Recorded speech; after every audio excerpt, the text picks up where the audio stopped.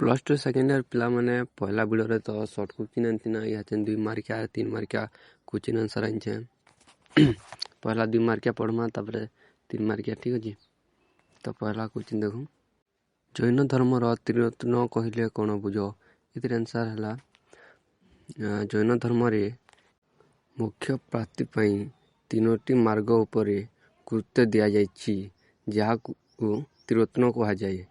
ସେଗୁଡ଼ିକ ହେଲା, 1 ହେଲା ସମ୍ୟକ ଜ୍ଞାନ, 2 ହେଲା ସମ୍ୟକ ବିଶ୍ୱାସ ଏବଂ 3 ନମ୍ବର ହେଲା ସମ୍ୟକ ଚରିତ୍ର।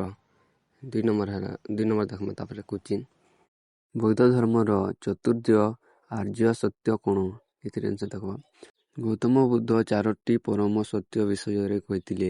1 ହେଲା ସଂସାର ଦୁଃଖମୟ, 2 ଦୁଃଖର କାରଣ ଅଛି, 3 ଦୁଃଖର ନିବାରଣ ସମ୍ଭବ ଏବଂ 4 ନମ୍ବର ଦୁଃଖ ନିବାରଣ ମାର୍ଗ। ଅଷ୍ଟାଙ୍ଗିକ ମାର୍ଗ ଅଛି, ଠିକ୍ ଅଛି। 3 ନମ୍ବର ଦେଖମା, ବୌଦ୍ଧ ଧର୍ମର ଅଷ୍ଟାଙ୍ଗିକ ମାର୍ଗ କହିଲେ କ'ଣ ବୁଝ? ଏଥିରେ ଆନ୍ସର୍ ଦେଖମା, ଦୁଃଖରୁ ମୁକ୍ତି ପାଇଁ ବୁଦ୍ଧ 8ଟି ନିୟମ ପାଳନ କରିବାକୁ କହିଥିଲେ। ସେଗୁଡ଼ିକ ହେଲା ସମ୍ୟକ ସୃଷ୍ଟି, ସଂକଳ୍ପ, ବାକ୍ୟ, କର୍ମ, ଜୀବିକା, ବ୍ୟାୟାମ, ସ୍ମୃତି, ସମାଧି, ଏସବୁ ଥିଲା। ନେକ୍ସଟ କୋଶ୍ଚିନ୍ 4 ନମ୍ବର ଦେଖିପାରମା, କେଉଁ ସମ୍ମିଳନୀରେ ବୌଦ୍ଧ ଧର୍ମ ହୀନଯାନ ଓ ମହାଯାନରେ ବିଭକ୍ତ ହୋଇଥିଲା? ଏଥିରେ ଆନ୍ସର୍ ଦେଖିପାରିବ, ସୁଶାସନ ସମ୍ରାଟ କନିଷ୍କଙ୍କ ସମୟରେ ଅନୁଷ୍ଠିତ ଚତୁର୍ଥ ବୌଦ୍ଧ ସମ୍ମିଳନୀରେ ବୌଦ୍ଧ ଧର୍ମ 2ଟି ମୁଖ୍ୟ ଶାଖା ହୀନଯାନ ଏବଂ ମହାଯାନରେ ବିଭକ୍ତ ହୋଇଥିଲା।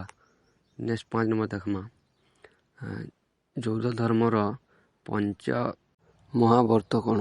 ଏଥିରେ ଉତ୍ତର ହେଲା, ପାର୍ଶ୍ୱନାଥ 4ଟି ନୀତି, ଯେନ୍ଟା ହେଲା ଅହିଂସା, ସତ୍ୟ, ଅତେଜ୍ୟ, ଅପରିଗ୍ରହ ସହ ମହାବୀର ପଞ୍ଚନୀତି ଭୋଗ ବ୍ରହ୍ମଚର୍ଯ୍ୟ ଯୋଗ କରିଥିଲେ। ଏହି 5ଟିକୁ ପଞ୍ଚ ମହାବ୍ରତ କୁହାଯାଏ। ନେକ୍ସଟ 6 ନମ୍ବର ଦେଖମା, ଗୁପ୍ତ ଯୁଗକୁ କାହିଁକି ଭାରତୀୟ ଇତିହାସର ସୁବର୍ଣ୍ଣ ଯୁଗ କୁହାଯାଏ?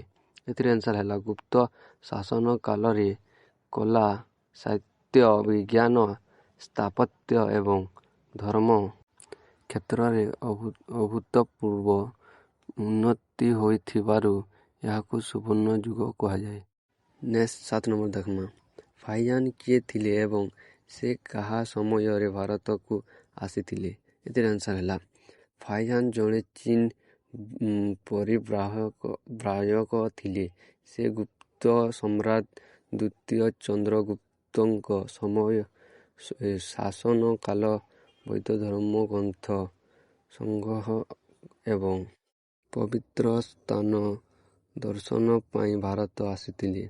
ନେକ୍ସଟ 8 ନମ୍ବର ଦେଖମା, ସମୁଦ୍ରଗୁପ୍ତଙ୍କୁ କାହିଁକି ଭାରତର ନେପୋଲିଅନ କୁହାଯାଏ?